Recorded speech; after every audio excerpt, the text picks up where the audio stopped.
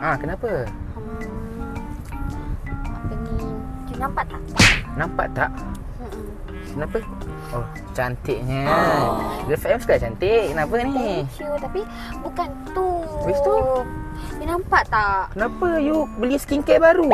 Cantiknya tangan you. Bukan. Habis tu kenapa? Nampak tak? Apa dia? Apa dia tu? Ni tangan I kosong. Tangan you kosong? I tengok apa lain semua pakai gelang mata I tu tak ada. Dah. Gila beli kenapa? I nak you lah belikan. You tak sayang I ke? Mestilah sayang. Habis tu tengok ni kosong je tak cantik. Aduh. I dah lah. Kita baru couple 2 minggu Alah, tau. sayang I tak? Sayang. Okey, I nak gelang emas. Nak gelang emas? Nak juga? Nak. Couple 2 minggu ni? Nak juga, tak kisah. Oh, so kalau sayang kena tunjuk bukti dengan beli emas? Okeylah, bawa you pergi satu tempat ni. Betul? Yeay, jom you. Jom. Okey, pejam mata. Okey, I kira 1, 2, 3. Okey, buka mata, tengok. Dah sampai. Kedai emas ke? Buka.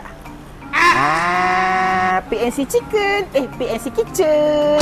Ni bukan kedai emas. Ni kedai makan. I nak emas.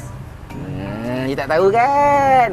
Try masuk dulu, jom. Tak nak lah, I nak kedai emas. Masuk dulu. Jom, masuk dulu. You tak makan lagi kan? Betul Jom, ada emas? Masuk dulu.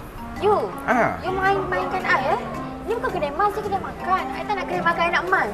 You nak emas kan? Betul kan? Ya. You tengok betul. Makan dan menang emas 999.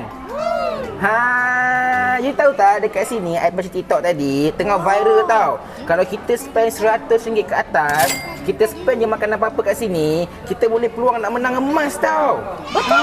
Betul. Ni tengok ni. So nanti you beli je makanan apa yang you nak, I belanja, nanti resit tu kita letak dalam ni. Lepas tu kita peluang untuk menang emas.